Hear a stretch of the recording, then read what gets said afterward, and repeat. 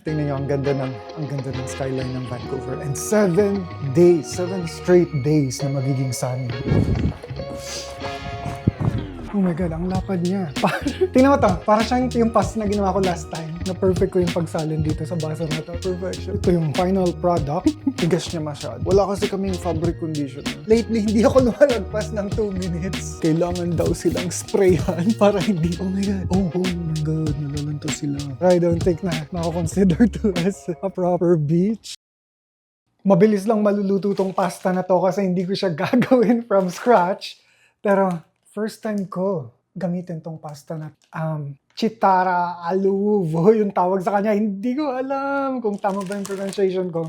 Pero yung isang pack nito, 6 servings daw siya. So, and napakataas ng protein. 12 grams yung protein. Papakulo muna ako ng water. I think kasya na yung 2 servings dito. And wala sa recipe na kailangan lagyan ng bay leaf or nakalimutan ko sa Tagalog kung ano yung bay leaf. Pero bumili kasi ako para sa pag-adobo ko sana. Every time magluluto ako ng pasta, nilalagyan ko ng bay leaf. Hindi ko alam kung bakit. Parang, I don't know. Parang nasanay na ako na ganun. Oh, laurel. Okay, dahon pala ng laurel yung Tagalog ng bay leaf. So,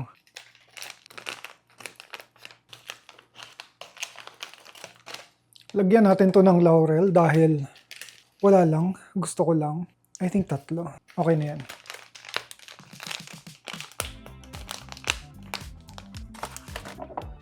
And asinan din natin ng konti. Kasi hindi ko sure kung magiging maalat ba to. So, ito yung gagamitin ko. Pasta. Gano'ng karami yung sodium nito? Napakataas. 600 milligrams yung 1/4 cup. So, kukontihan ko lang yung asin. Okay na yan. Let's go. And wala rin sa recipe na maglagay ng mushroom. Pero marami kasi kaming mushroom pa sa ref. Mga leftover from previous na mga niluto ko na kailangan ng mushroom. And gusto kong gamitin na siya. Kasi masisira na lang rin siya.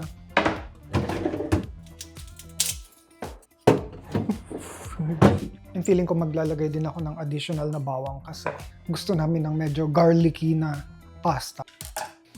And hindi na siya umiikot. Okay. Ano nga bihiwain ko? Ay, mushroom yung hihiwain. And I think ubusin ko na rin to dahil medyo nagba-brown na sila. And mukha lang silang marami ngayon. Pero pag naluto sila, kumukunti lang rin tong mushroom na to.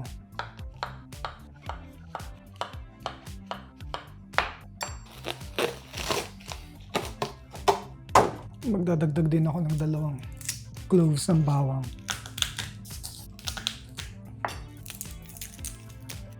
Kumukulo na ba? Hindi pa. Actually, parang yung isang bawang pa lang marami na siya. Pero nabalatan ko na kasi. So, tuloy-tuloy na lang natin to. Igigisa ko pa rin naman. So, feeling ko kukunti pa rin to kapag nagisa na. Okay. Antayin na lang natin na kumulo yung water. Actually, banlawan ko lang rin ng konti itong mushrooms. Kakasalang ko lang. Wala. Yung paborito kong cheesies, ubus na. Yan lang yung nilunch ko. Well, may protein naman. Grabe, holiday pala ngayon, ano? Ang daming tao sa labas. Daming tao kanina sa beach. Parang akala mo summer na talaga. Buksan na natin to. Actually, hindi ko siya alam kung paano ko siya bubuksan na hindi ko siya masisira or pwede ko pa siyang i-lock ulit. Okay, I think wala tayong ganong option. So, sirain na natin totally. Oh my God. Wasak na wasak yun. Anyway, it's okay. So, I think kasi parang feeling ko kumpul-kumpul sila. So, I think dalawang kumpul, isang serving, I think. Hinaan ko lang ng konti dahil kumukulo na siya. Oh, actually, maintain ko lang ng gano'n. Tapos,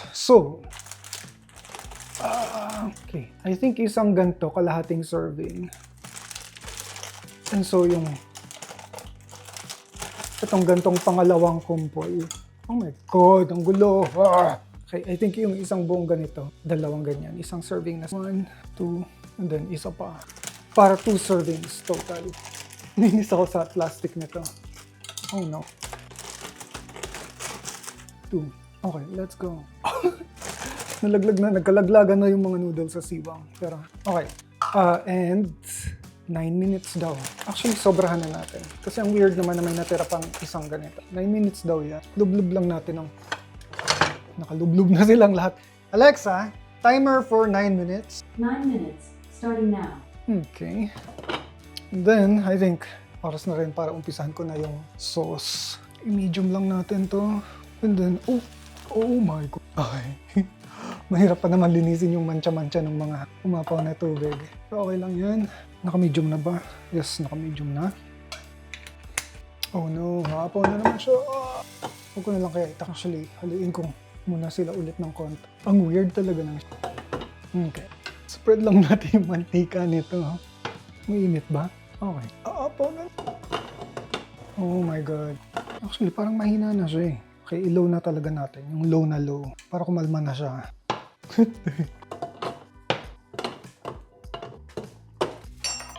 Okay, lagay na muna natin yung bawang. Okay, wala nang kumakalma. Okay, hintayin ko lang na mag-brown siya ng konti. Okay, I think okay na ako sa pagiging brown niya. Lagay na natin yung mga mushroom. Oh no. Ako na naman. Yes. Ayan, nantayin ko lang na ma-cover din ng langhis at bawang yung mga mushroom and mag-brown siya ng konti and then ready na siya. Ayan, gusto ko nang buksan to. Actually, alugin natin. Kasi parang nagbuubo sila sa ilalim. And I think half lang nitong isang bote na to yung gagamitin ko. Nice. Yes, amuyin nyo. Parang legit na pesto talaga. Nakalimutan ko ng halu-haluin tong pasta. Oh my God. I think hindi pa rin naman sila nagkumpul-kumpul. And, okay, nagiging malapad na sila. Okay, ikaw din. And, patayin na natin to. Kailangan ko ng kutsara.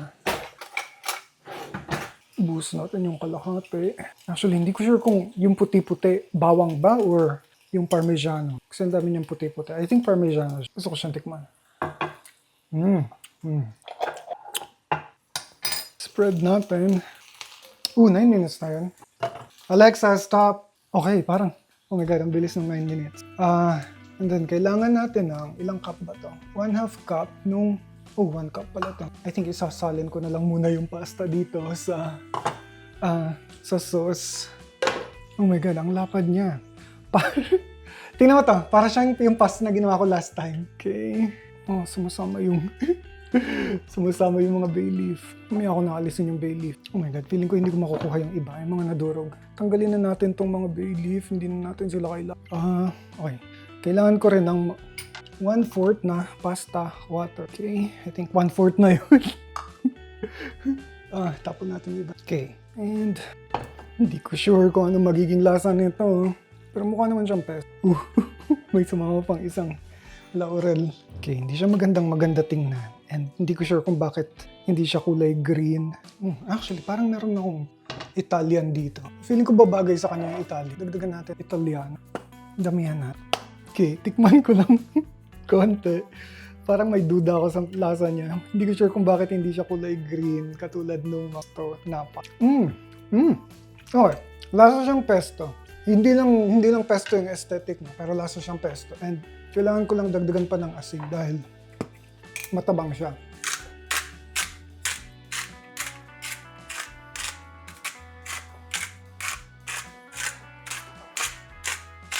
I think okay na ako. Titikman ko ulit kapag after ko mahalo. Okay, tikman ulit natin. Gusto kong tikman yung okay. It's decent. Hindi siya yung sobrang masarap, pero pwede na. And yung ipapatong natin na protein is itong rotisserie chicken from from Iga. So, kailangan ko lang initin.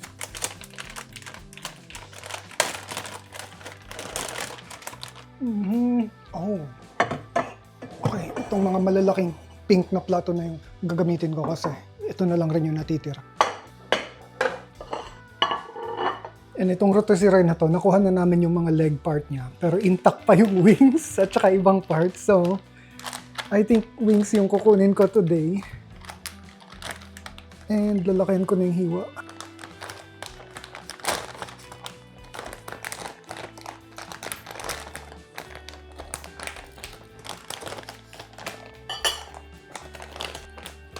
Ang ganda, nakakainis tong mga tali. Okay. Okay. Kulang pa yan. Kailangan pa ng dagdag niyan.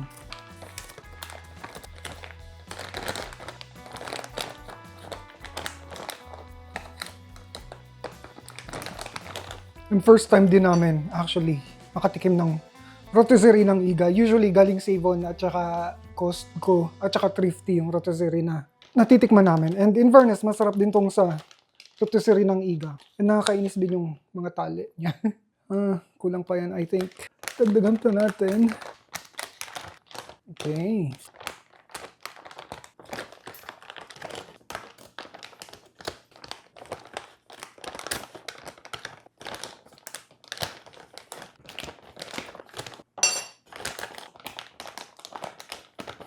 Okay. I think okay na yan. Hindi na masama. I think nasa mga 35 to 40 grams of protein na yan. Balik natin to sa ref. Actually, puro mga buto-buto na lang to.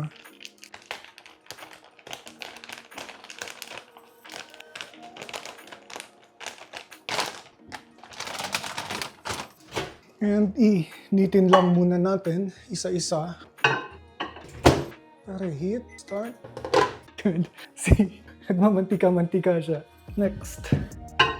And then, isalin na natin dito sa plato yung pasta. Okay. Actually, dahil siguro sa yellow yung ilaw, kaya hindi kulay green yung pasta. And medyo marami pala yung nalagay ko. Oh my God. Next time ko kontihan ko lang. I think kasi dinagdagan ko ng parang isang kumpul pa. Pero, I think saktong 2 servings lang talaga yung 4 na kumpul. Dagdagan pa natin to.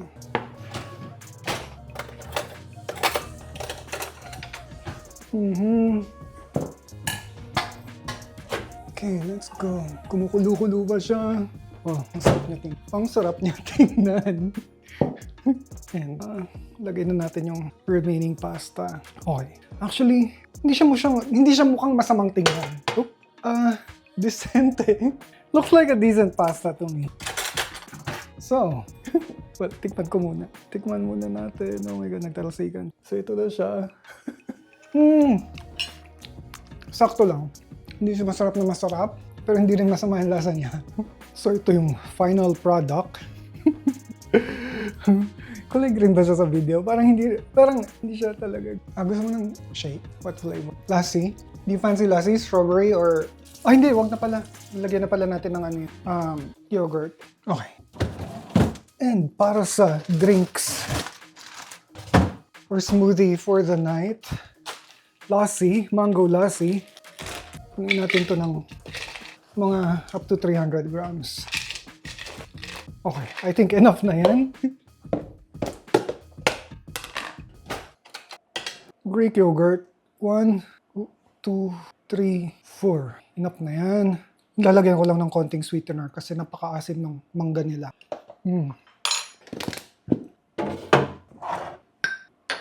Okay, I think 2 tablespoons yung ilalagay ko nitong stevia. 1, 2. Then lagyan natin ng water. And medyo may protein din to because of the yogurt.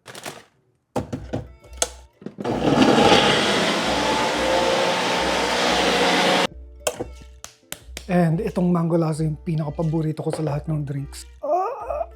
First time ko makatikim ng mango lassi sa... Nakalimutan ko na kung anong Indian or Persian restaurant yan dun sa may Techno. I think Mr. Kebab yata. Nakalimutan ko na. Pero dun ako unang nakatikim ng mango lassi. And oh my God, sarap na sarap talaga ako sa... Let's go. Lagi akong sumusobra kapag itong gamit kong embudo. Okay, I think na perfect ko yung pagsalin dito sa baso na to. Tingnan nyo. Perfection. I think kagabi ko pa pinapatuyo tong mga hugasin. In fairness, nung inalis ko yung mga patak ng... May mga tubig-tubig kasi na natatrap dito. So, may tubig pa. Piniwisi ko lang sila, tapos binabalik ko dito. In fairness, natutuyo naman halos lang. Pero, ayun nga. May mga iba na tuyong-tuyo na katulad nito. Tuyong-tuyo na, which is nice.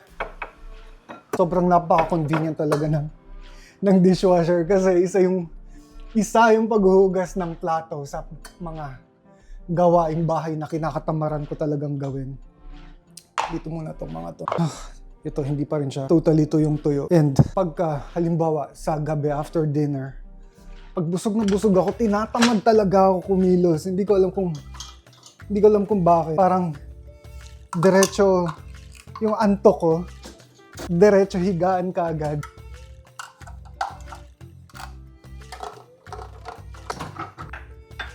Unahin ko na tong mga plato. I think mag-apply ulit ako after nito mag-apply ulit ako sa Indeed. Kasi hindi na tumawag yung Abercrombie. I think hindi rin nila talaga nagustuhan yung interview ko. And na-disconnect pa ako sa internet habang nagre-record. So, hindi na ako masyado umaasa na makukuha nila ako. Lagay natin to dito. Oh no. Oh my God. Listen natin. Oh, very good. Nung isang araw, nabasag ko yung isang ganito. And ito pa naman yung isa sa mga pinakapaborito kong inuman dito. Pero ayun, medyo clumsy ako.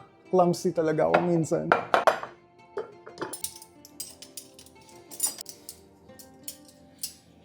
And hindi na rin ako maasa dun sa tawag ng Jack and Jones. Kasi ang cringe nung naging interview ko talaga dun. And I think magto 2 weeks na hindi pa rin sila tumawag. Sabi kasi nung nag-interview sa akin dun, tatawagan nila ako the next day. After ng interview, kung halimbawa gusto talaga nila ako. So, 2 linggo na and wala pa rin tumatawag sa akin. So, ibig sabihin nun, wala na talaga.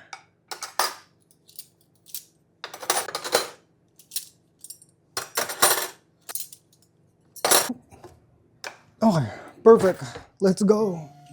I think itong mga to, feeling ko kasi gagamitin ko ulit sila mamaya. So, siguro, well, actually, itabi na natin para mamaya kapag halimbawa, okay. Wala nang space. So, yun yung problema ko ngayon. Wala nang space. So, dito na lang muna itong mga to. And ito, dito sa pinakamataas na. May space pa ba dito? Wala nang space dito. Okay. Hindi ko abot. Oh my God. Okay, yun yung problem lagi dito. Okay, perfection. Super sunny today. Tingnan nyo, ang ganda ng skyline ng Vancouver. And 7 straight days na magiging sunny, which is really, really nice. Kita yung buong English Bay dito sa kanan and etong Falls Creek dito sa kaliwa. And I think mukhang okay naman tong mga basil na kasi isang buong, magkahiwalay sila, hindi halata. Isang buong kumpul sila last time. Parang tira-tira lang sila dun sa fresh basil na binili ko sa grocery. Tapos, hindi ko sila tinapon nung na-harvest ko yung mga greens na gusto. And so, napansin ko na dumadami sila. So, hinati ko sila, tapos pinaghiwalay ko sila sa 2 pot. Ngayon, dumadami na naman sila. And I think, siguro po okay pa na hatiin ko ulit sila. Silang 2 para 4 yung pot ko ng basil. I don't know. Wala pa akong paglalagyan. Siguro kapag nakaubos ulit kami ng yogurt, doon ko gagawin yung plan ko na yun. And ito yung kalamansi ko. Actually, kalamundin. Parang Indian na halaman to. Wala akong mahanap na kalamansi kasi dito eh. And parang kalamansi din yung itsura niya. Pero nakita ko sa mga picture na magiging kulay orange tong bunga niya kapag medyo nahinog na and dami niya ring sibol. And hindi na ako makapaghintay na ilabas sila kasi sobrang wala ng space dito. Pero hindi ko pa sila pwedeng ilabas dahil although maaraw, hindi totally mainit sa labas. 11 degrees Celsius lang sa labas. And yung kalamansi, dapat between 15 degrees Celsius to 35 degrees Celsius sila. And itong mga basil, between 18 degrees Celsius and 32 degrees Celsius. So, ngayon, hindi na ako makapaghintay na maalis sila dito lahat. Pero itong mga, actually, ready na to. Hindi ko lang alam kung saan ko ilalagay itong mga tuwalya kasi wala na silang space dun sa bathroom. Then, ito yung mga damit na hindi pwedeng i-dryer. So, dito ko sila sinasampay. Galing IKEA to. Very nice to. And medyo matagal na rin I think mga ilang araw na rin sabit tong mga to dito. And tuyong-tuyo na sila. And kailangan ko na silang alisin dito dahil ang sikip. Oh my God. Yun nga lang yung pangit kapag sinampay. Parang ang tigas niya masyado. Wala kasi kaming fabric conditioner. I think kailangan ko bumili ng fabric conditioner. And ako lang siguro yung weird na tao na gusto ko magkakahiwalay yung mga hanger. So, 2 kasi yung hangers namin. 2 klase. Mga puti at saka mga itim. So, gusto ko magkahiwalay lahat ng mga puting hanger. wala akong pake kung ano yung damit na nakahang doon, pero ayoko silang magkasama. And then, hindi ko alam kung saan ko ilalagay itong mga towel. Siguro, isasaksa ko na lang muna sila dito sa dito. Kung saan nakalagay yung mga punda. Okay, dyan na muna sila. And then, pwede ko nang itupi yung sampay. May hanger pa pala. And itong mga to, ito yung mga damit namin na nasuot na, pero hindi pa labahin. So, yung mga hindi pa namin mapagdesisyonan kung ilalagay na ba namin sa laundry or isusuot pa namin. So, dito muna sila. Okay na yan. Hindi ako pupunta sa gym today, pero magpo-push up lang ako. 13 push-ups in 13 seconds. Oh my God, against the light. Pero alam yan. Push-up, plank, stomach exercise lang yung plano kong gawin today. And then, that's it. Siguro magja-jogging din pala ako. Tatakbo rin pala ako.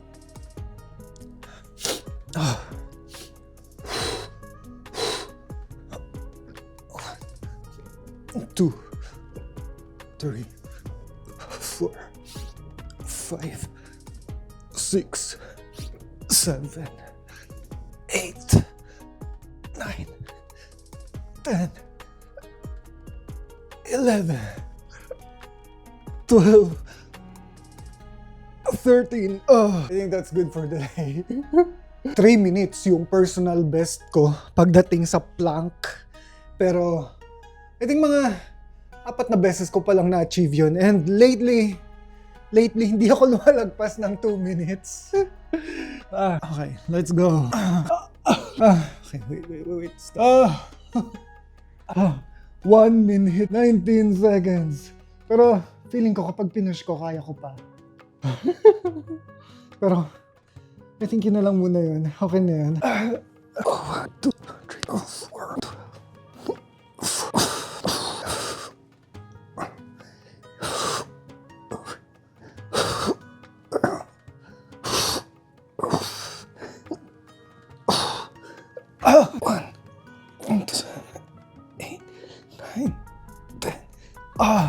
Okay, edit lang ako ng sobrang konting-konti at saka mag-check kung may ma-applyan pa ba akong ibang work.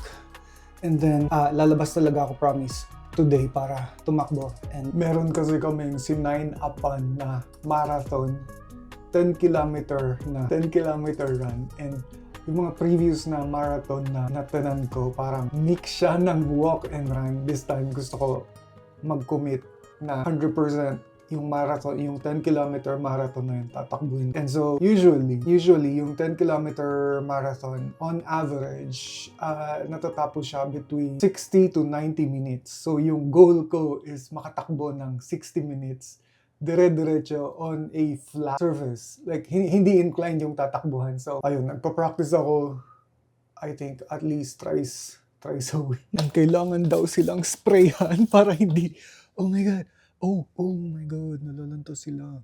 Ayun. I think nasusobrahan nga sila sa init. I think, I don't know. Pero I don't know. Parang hindi ko rin kailangan kasi yung mga sprayan din natin to. Damihan na lang natin yung spray sa... Oh my God. Okay. So, I think hindi nga talaga nila gusto ng masyadong mainit or masyadong maaraw. Kasi, oh my God. Igilid ko na lang sila sa hindi masyadong maaraw. I think, lagay natin to dito. Ayan. May lilim ng konti. May iba pang mga halaman dito si Ran na actually kay yung kalamansi at saka basil akin. Ito, bawal din daw tong maarawan ng matagal. So, perfect na may shade yung position niya. Pero sprayhan din natin ng konting moisture. And ito, hindi rin to na aarawan dapat ng direct sunlight.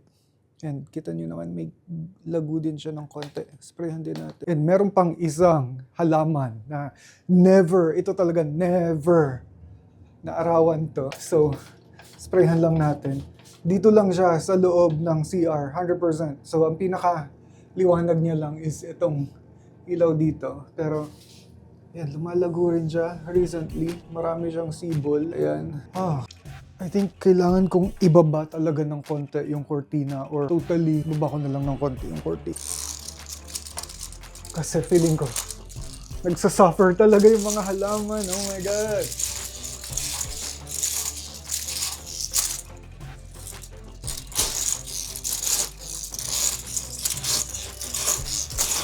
Medyo nag-struggle din ako. Isara tong 14 na to. Okay. Okay, I think okay na yan for now. Oh my God, kawawa naman. Sana maging okay pa sila. Oh my God. Oh, lantang-lanta siya. Oh. Well, usually, iniiwan ko lang rin talagang bukas lagi itong blinds dito. Pero siguro nga, sobrang init na lately. May bunga pa siya. Tingnan mo ulit ang bunga niya. Medyo crowded ngayon dito sa trail. I think dahil long weekend, pero today, attempt ko na maka at least 7 minutes na tuloy-tuloy na lakad, which is 1 minute improvement compared dun sa last time na takbo ko.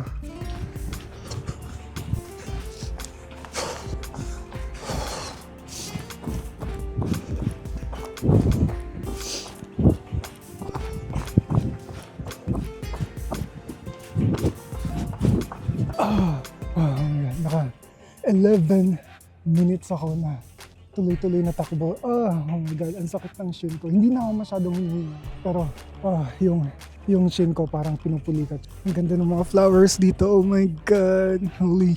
Tignan niyo yan. Dandelions. Nandito na tayo ngayon sa tea house.